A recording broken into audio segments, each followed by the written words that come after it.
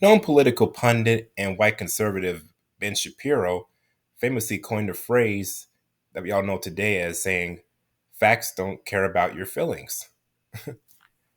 And the reason why I'm saying that is because, in regards to this video I'm showing right here from TMZ, uh, this of course was an interview that happened a little over 3 years ago, where Harvey and Charles here on the screen invited in another political pundit and black conservative Larry Elder. This is in regards to him speaking about Donald Trump and how his program called the Commission for Black Men and Boys, looking to help address the plight of our people, particularly black men in particular. And during this interview, it started off not too bad, started somewhat decent, but it started picking up steam, and then it got to a point where things went left real fast to the point where Harvey on the left right here had a mental breakdown, an emotional mental breakdown on live television. And I'm gonna show you exactly what I mean by that right now. So without further ado, let's go ahead and get started here. Welcome back to TMZ Live. President Trump made a pretty big move back in August that I think kind of went under the radar. He created a commission, a new commission. It's called the Commission on the Social Status of Black Men and Boys. And earlier this month, he announced that he was appointing to this commission longtime radio host Larry Elder. And I'm really excited to find out what this commission is aiming to do and what they've been able to do at this point, if anything. So obviously it's still early; they're just getting started, but I want to find out all about this. So joining us right now is Larry Elder. Larry, welcome to TMZ Live. Hey, Larry. Hey, Harvey, Charles, thank you so much for having me. I appreciate it. Well, as you pointed out, we just now got it started, so we haven't had a meeting yet. And my suspicion is if Donald Trump does not get reelected, we won't have very many meetings at all. But the whole point is to focus attention on the plight of the black man. The black family is in free fall. In my opinion, because of the welfare state, which was launched in the 1960s with the best of intentions, the so-called war on poverty, we have incentivized women to marry the government and allowed men to abandon their financial and moral responsibility. And that's the interesting thing about all the factual information that Larry just put out, is the fact that these people, these elites, who we call the intellectuals or the intelligentsia, they believe that in their minds they're morally superior to obviously everybody else. And when they put forth these ideas that sounds good on paper, for the most part, that's what it is. When it applies to real life, the results are pretty much the opposite of what they thought those things would do. And when they find out that they don't really work out in their favor, and in some cases turn out to be disastrous, uh, they're afraid to admit that, right? Openly. Now they might say things behind closed doors, but for the most part, they don't want to admit openly that they're at fault. And also regards to the war on poverty back in the '60s, of course, which obviously from the late '60s to the '70s will also give birth to also the feminist movement in the '70s, which caused obviously um, our women, black women within the black community, to take financial assistance. And as a result, the men, the fathers of that period, got kicked out the home. All right. Aside from men who voluntarily left on their own will, there were also many black men in particular, who got kicked out the homes because of the fact that in order for the family structure to be totally divided, the woman cannot have a man in the household. So that way she can get EBT food cards, welfare assistance, etc. So yeah, all of that and more have definitely contributed to the downfall of the black family. So Larry's definitely on point about that. It's not just a problem in the Black community where 70% of Black kids are raised without fathers.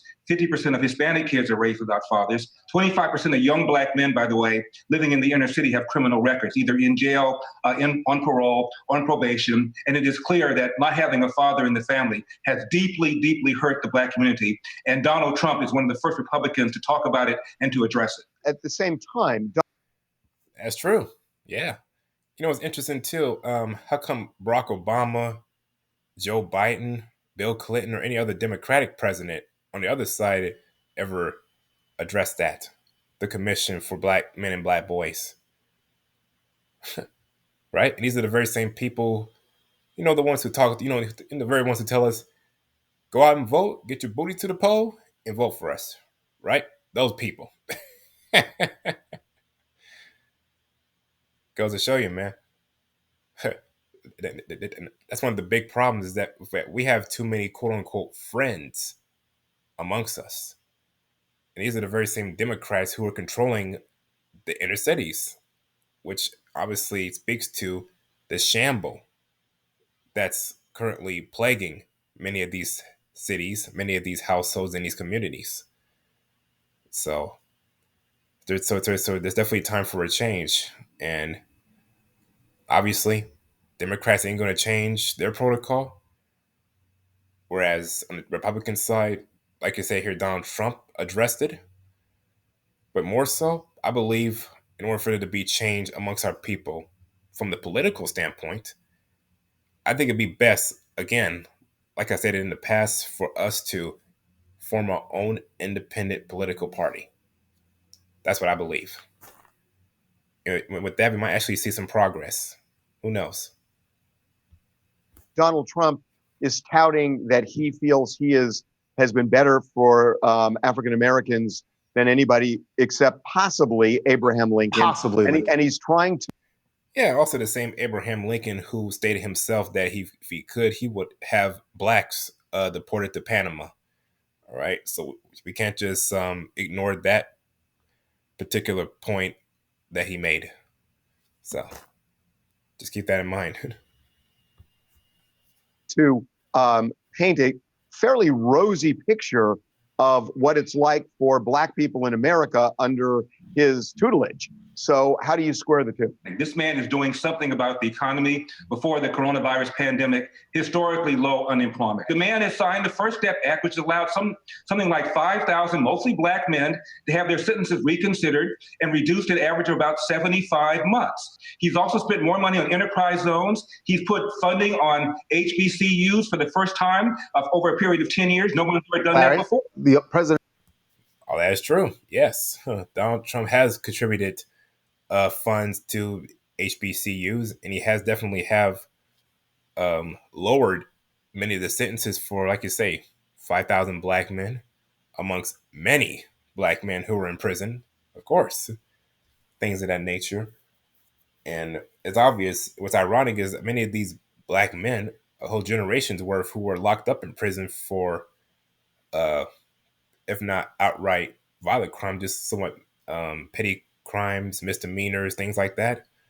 That was done by Joe Biden, right? Who signed what, the 1994 crime bill under Bill Clinton, who had a whole generation of Black men locked up.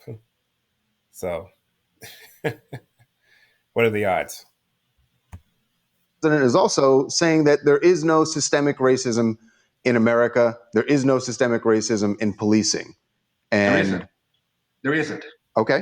All right. There is no evidence of systemic racism whatsoever. In fact, the evidence shows the opposite. I was just about ready to say there's a Black Harvard professor named Roland Fryer who assumed, just as you did, that the police were killing Blacks just because they were Black. He did a study. Not only did he not find it, he found out, which tracked other studies, the police are more hesitant, more reluctant to pull the trigger on a Black suspect than on a white suspect. And it's common sense because of people like people in the media who immediately assume that a cop is doing something racist or motivated because the victim is Black. They're afraid to shoot a Black person much greater than they are afraid to shoot a white person. Larry, you're from Los Angeles, and you know what happened with the Rampart Division. It was an incredible scandal where they were going into the inner city and they were setting people.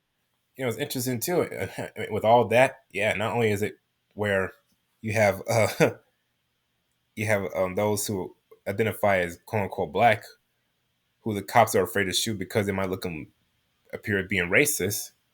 When there's actual black criminals out here, who are performing types of criminality, they're looked at as victims. That's why victimhood itself is very lucrative right now. Right? It is. It pays to be a victim. People up and planting drugs and doing all this stuff. I mean, this has been going on for a long time. Harvey, 20 years ago, from 1992 to 2002, Los Angeles had back-to-back black police chiefs, even during the O.J. Simpson case. And what happened? But that doesn't mean you're make it go away, Larry. You can't look at a black police chief and say, therefore, there isn't systemic racism. Right. We had a black president. Is there no racism in America then? Well, at this point, man, we got to stop calling Barack Obama the first quote-unquote black president, because at this point, honestly, he's really the first gay president, right? The first LGBTQ president. How do we know this? It didn't take too long for him when he got in office to turn from the White House into the Rainbow House. And out front, right in front of the White House, you have the statue of the Baphomet, man, which shows how he gets down. So everybody knows the history about him and his sexual proclivities, things of that nature. Yeah, but going back to what he stated about with being with a black president or being a racism, many people actually believed that Barack Obama was actually the answer to racism, that he would end racism and he would greatly improve, race relations. But as it turned out, him, Michelle, aka Mike Obama, Big Mike, and his whole administration actually made race relations worse. Starting going as far back to 2012, during the second term when that whole Trayvon Martin case happened, right? From that point up to 2020 with the whole George Floyd incident, Breonna Taylor, Jacob Blake, amongst many others. Yeah, we know for a fact a lot of those things, a lot of those incidents right there, happened. Were all scripted. Now, of course, George Floyd, Breonna Taylor, and Jacob Blake, those things happened under Trump. Now, Trayvon Martin, Oscar Grant, Alton Sterling, Freddie Mercury, Philando Castile, amongst others. A lot of those what you call police brutality aspects, all those things happened under Barack Obama and his administration. So how can it be systemically racist when the president looks like you? Even though we know for a fact that he is not of the bloodline, he's not of the diaspora. All right. His father is Kenyan. Now, of course, his father might be Kenyan. Some might say his father could have been Latino or whatever the case may be. Because that's why even Donald Trump had to question his birth certificate, man. I'm telling you, man, there's a lot of things about Barack Obama, man, that it's just coming to the forefront outside of just his sexual history. So, hey, it is what it is. Larry, I mean, come on. First you said systemic racism. Now you're saying racism. Which one do you want? No, I'm saying there's no evidence. There's no evidence whatsoever of systemic racism. I ask you to prove it. A cop watching somebody run away, a black man run away, shooting him and killing him. A guy walking into a convenience store, shooting him and killing him. Larry, Well, both those cases right there, my man. Unfortunately, that's not systemically racist. Those are cases of a perpetrator being irresponsible, right? And oftentimes when you have these, suspects, being pulled over by the police to the point where they actually get out their cars and look to run away from the cops, and therefore have to be shot in the back numerous times. That's because of the fact that person has a record on them. Shit, probably a long record, a long rap sheet, which is very unfortunate. That's why it's very important in life to you know, not commit any crimes. And how do you not commit crimes? By having a father in the home, which is Larry's point. Seen this. Okay, here's the thing, Larry. I hear what you're saying about the studies. Harvey, let me try it this way. There are 50 million police civilian interactions. Now, now, of course, it was kind of getting, and it was a little rocky at first, but as we're about to see right here, this is when things really go off the rails, especially in regards to not just to both of them, but particularly Harvey. And you're going to see how emotional the man gets, and he's going to make a statement, man, that is just going to show you just how out of touch and how emotionally disturbed these liberals, aka leftists, are, man. Watch this. Infractions every single year. Out of that 50 million, there are 11 million arrests. Out of that 11 million arrests, 60,000 officers are assaulted. Out of all of that, 1,000 civilians are killed. Half of them are white, 250 of them were black. Almost all of them were resisting with a weapon or resisting violently. When you get down to unarmed black men being shot by white cops, you're talking about less than 4% of the total. And unarmed does not mean not dangerous. Michael Brown was unarmed, but he was reasonably perceived as dangerous. It is rare, Harvey. You guys are exaggerating this. When a white person gets killed by a cop, nobody gives a damn. When a black person gets killed by a cop, people are out in the streets. And in Philadelphia, you're talking about a city where the captain of the city council is black. Almost every single member of city council is a Democrat. They've had black mayors. The police chief is a black female, and you're still talking about systemic racism. It's ridiculous. You ought to be ashamed of yourself, really. You're making the country worse. We actually, Larry. Hey, Larry. I'm making the country worse.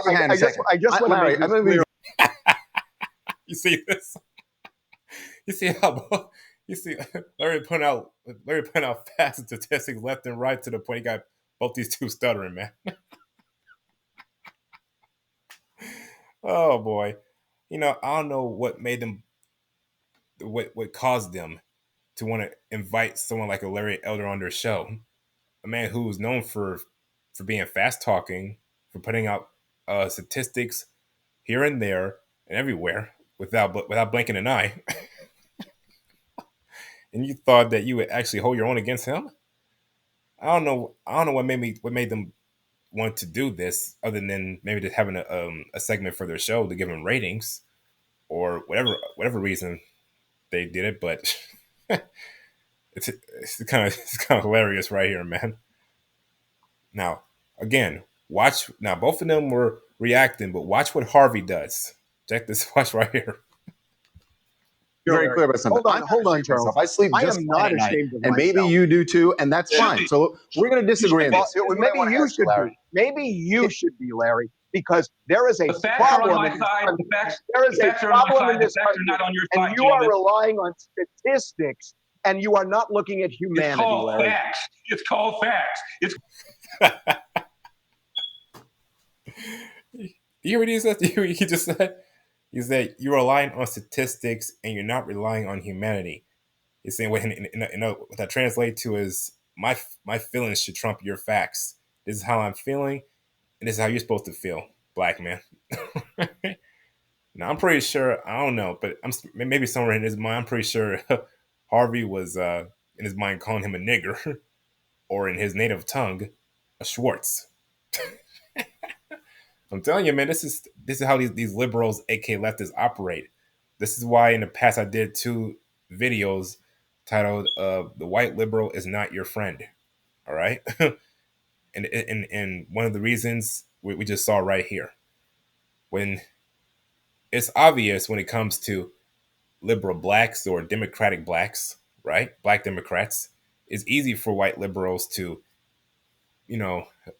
play the violin or pull on their heartstrings, because of the fact that uh, many of our people who are liberals, who are Democrats, quite frankly, look at the Caucasian man as a god, right? Which goes back to the church system. But in this case, when you have black men or black conservatives like a Larry Elder who doesn't fall for that okey doke, that old trick in the book, that's when you see their true spirit come out, like we just saw with Harvey Levin. And can you imagine, like, if man, if everybody relied on their feelings as opposed to facts and statistics and evidence, uh, nothing would have ever gotten done. Nothing would have gotten accomplished, and this whole world, but particularly Western society, would collapse straight up. It's called Yeah, evidence. well, I gave you a. I Where gave you is a Open your fact eyes, about a Larry. cop, There's and evidence. you've There's not visual answered. evidence every day. Before we go on, I wanted to go back to what he stated about when a white suspect gets shot by cops, nobody cares, and yeah, that's true. Especially when that happens, all you hear is crickets. And there's one person in particular. Now, from what I've heard, this person didn't really get shot by the cops, but he was definitely harangued by the cops in a brutal fashion. And this person's name was Tony Tempa. And I'm sure some people have heard that name before. He was like the George Floyd before George Floyd, right? And when you compare the two, now people who know about the George Floyd incident saw the video of him on the ground with Officer Derek Chauvin's knee on his neck, right? For what, 8 minutes and 46 seconds? That number, which is the same number that's featured in a stand up special by comedian Dave Chappelle, right? But when you stop there and when you turn your attention to Tony Tempa, now, first off, him and George Floyd both had mental issues and they were both loaded on drugs. However, when it came to Tony Tempa and him being harangued and harassed by the cops and tackled to the ground, he was held down for like almost close to like about, you could pretty much say almost 14 minutes. I think it's what, somewhere around maybe like 13 minutes or 46 seconds or somewhere around that area. But it should have been like, it should have been 14 minutes, basically. 14 minutes. That man was brutalized to the point where he died. The exact same way George Floyd did. But there's no outcry in the media. There's no stories. Nothing. There's no special for him. No stand-up special to commemorate him. Right? And that story goes ignored in regards to him, his family. But you know, so all this talk about injustice, right? If you're for injustice in regards to police brutality, then especially like it's one thing for quote unquote black people. Shouldn't it be the same for quote unquote white people too? If you claim that injustice injustice anywhere is injustice everywhere, I don't know, man. I don't know. Seems pretty seems somewhat hypocritical. It seems hypocritical to me. Day, open your eyes if you're not seeing it. 1997, Time Magazine, CNN asked black teens and white teens about racism. Is racism a major problem? This is 23 years ago. Is racism a major problem in America? They said yes. But then the black teens were asked this: is racism a big problem, a small problem, or no problem in your own daily life? 89% said no problem or a small problem in my own daily life. In fact, more black teens and white teens said failure to take But Larry, advantage of what did you say that study opportunity was? is a bigger Hold on, problem Larry. than racism. You said that study was in 1997? Yeah, before Barack Obama got elected and reelected. So I would think that Okay, whatever racism there is 1997. We're down in a little bit, don't you 2020. think? You want to bring up a study that was done 23 years ago? The relevance of it is, wouldn't you think that America was more racist in 1997 than now? Even then. Well, that's interesting too. Yeah, that information came up, before Barack Obama became president. Of course, definitely. What's interesting too, going back to Barack. Obviously, like many other Democratic politicians who get into the world of politics, Barack was amongst a number of those people who jump on the racial bandwagon. What's interesting is that Barack Obama was the same man who, in the past, he was in a church, right? And he said that I quote, the Moses generation got us 90% of the way, whereas all that's left is for the Joshua generation to get us the remaining 10% of the way. Right now, obviously, Barack was, quoting the Bible, obviously, especially when he's in the black church, because for him and many people, almost everyone knows that our people are by far the most religious out of any group of people, by far, right? So yes, the story is true. The problem is, however, is that promised land that unfortunately a lot of us are looking for is equality, right? Here's a problem with that. Again, that within itself sounds good on paper. When we look throughout history, from antiquity to medieval to colonial to our present time and everywhere else in between, there has never been a time ever in history where two people, two groups of people, whole nations, communities, or even classes of people have ever been equal, ever in history. All right. There are some people who have been on the top for a time, others who are on the bottom for a time, and then there is a switch. Right? It's happened all throughout kingdoms, all throughout civilizations. Right? And so that's why I can't really quite get behind this concept of we're all one race, the human race. That's not true. Because if that were the case, all of us would not only look the same, we would all have the same exact outcome, the same exact power, prestige, privilege, amongst all those things. But that's not the case. Even even in all races of people, there are those who have more prestige, who have more privilege, who have more, um, who have pretty much have more to gain than those who are at the bottom, right? The rich, and the poor, and then you have the middle class, right? That's how it always works, man.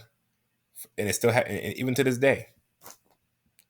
So yeah, man, that concept of equality that's not what we should be looking for. What we should be looking for in regards to, the promised land is that the actual land itself, along with rulership.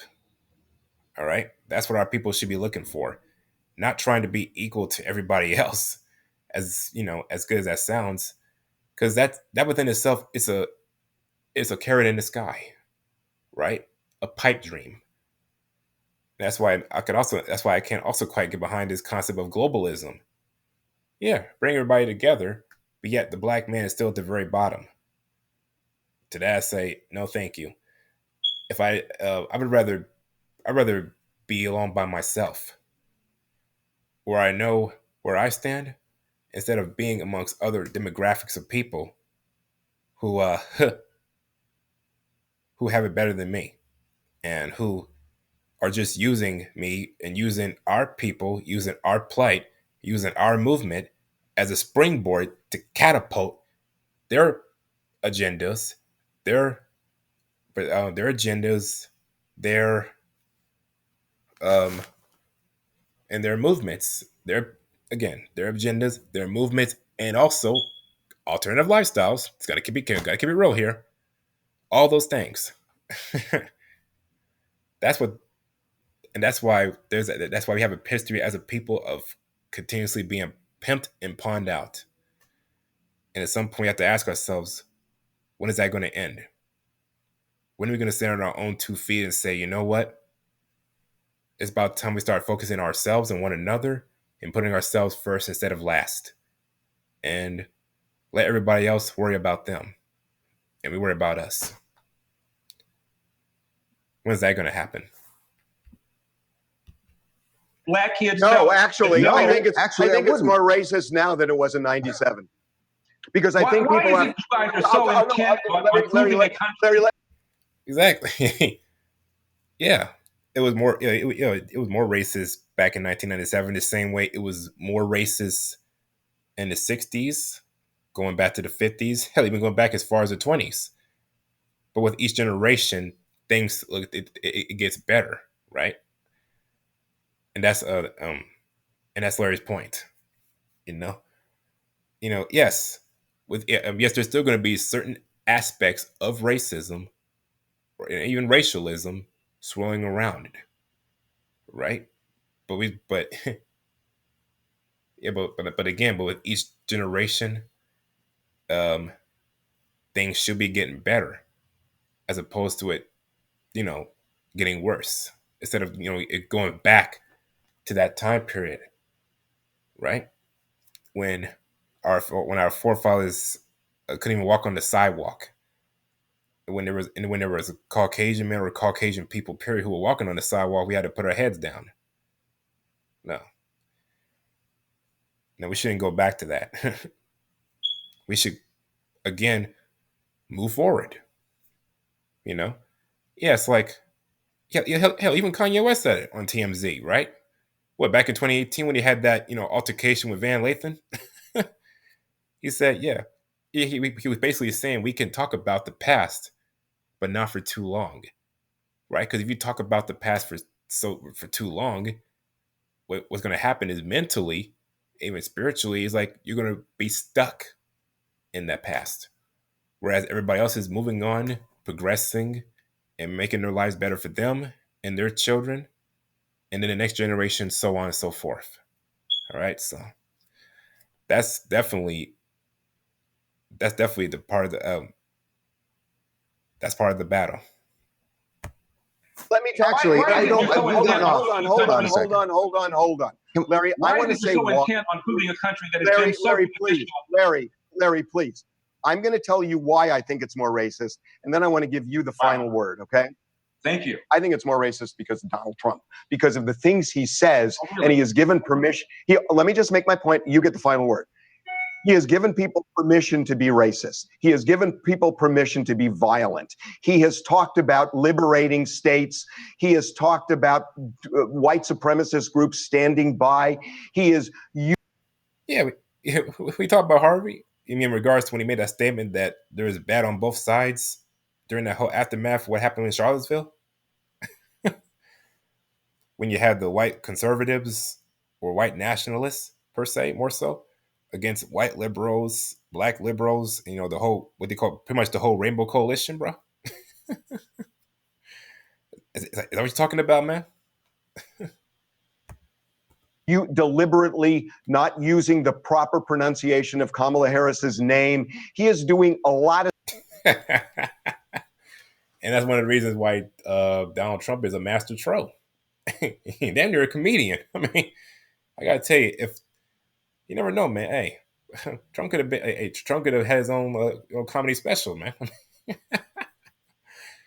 I got to trade. If Trump was a comedian, man, and he was going in on these liberals, leftists, the state of America, amongst other things, I got to tell you that would be very popular amongst his fan base, which is a really large fan base, like on especially try to have a stream on Netflix. Him, he'd be like Dave Chappelle, Bill Burr, right? He'll be they would try to cancel him, but they can't. This stuff that sounds racist, that is giving people permission. And that's why I think we're seeing this influx of racism, which I believe is worse than in 1997. Wow. You have the last word. Well, Harvey, if you're going to say that, the former president and by the looks of it, future president Donald Trump is a racist, right? As you say, of all-out racist, then you should. Then I think you should be man enough to acknowledge and admit that our current president, Joe Biden, Sleepy Joe, Creepy Joe Biden himself, is an even bigger racist than Donald Trump. Especially look at his track record in regards to race relations, which honestly is horrendous. You have the last word. Wow. The high point of race relations for both whites and blacks took place during the administration of George W. Bush. It dramatically catered during the second term of Barack Obama when he was saying things like the Cambridge police acted stupidly. We have a little place called Ferguson. When he was touting Black Lives Matter, that's when race relations really declined. There is a city. Yeah, and also Barack Obama is also the same one who said that if he had a son, he would look like Trayvon Martin. Well, bruh, like I mentioned before, Barack Obama's a homosexual, man, and his wife Michelle, aka Michael, Big Mike. Hey, um, their chance, are she's a transgender, all right, alleged transgender, but you know, and going back to what that whole statement that what the late comedian Joan Rivers said in regards to that, um, yeah, that definitely made waves. But at some point, I'm gonna, I'm gonna touch on a video, a throwback video of Barack Obama and him basically having a slip of the tongue about Michelle, all right, which pretty much gives credence to that assertion that Joan Rivers made before her untimely demise, right? And I'm not sure what I mean by that when I do the video. In Texas called Abilene, which is the city of 100,000 population or more that most voted for Donald Trump, almost 80%. Guess which city just voted for a black mayor? Its first black mayor, Abilene, Texas. Now, how is it if Donald Trump is sending a racist dog whistle to voters, the same racist dog whistle turned around and voted for a black man for mayor? It's BS. Donald Trump has done a great deal for black people, most especially the economy. Secondly, supporting choice in school. Thirdly, doing something about the competition posed by illegal aliens. That's good enough for me. The rest of it to me is just white noise, pardon the expression. Okay, we will leave it there.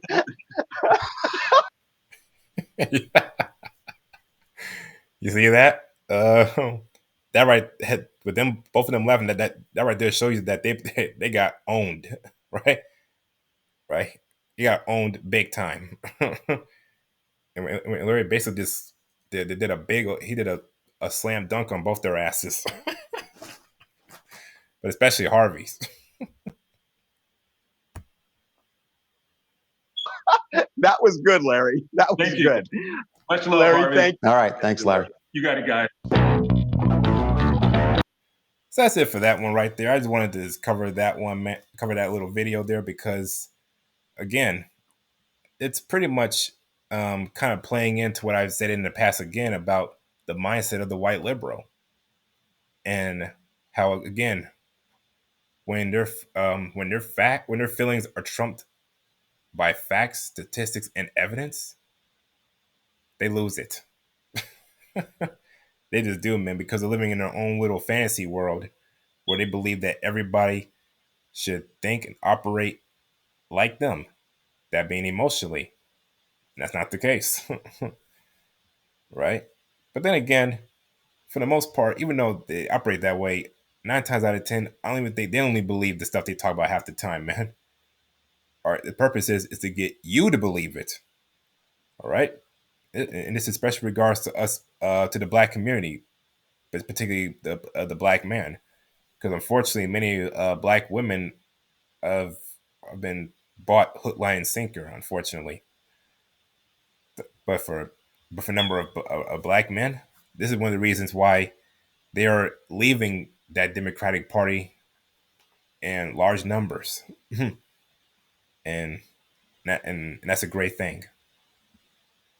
And who knows? Hopefully, in regards to them leaving that plantation, they can find, you know, not another plantation, but have their own again, be it their own independent party or whatever it is that they need to combat the bigger issues that Larry mentioned and more. So with that, that's my time, and I'm out. Peace.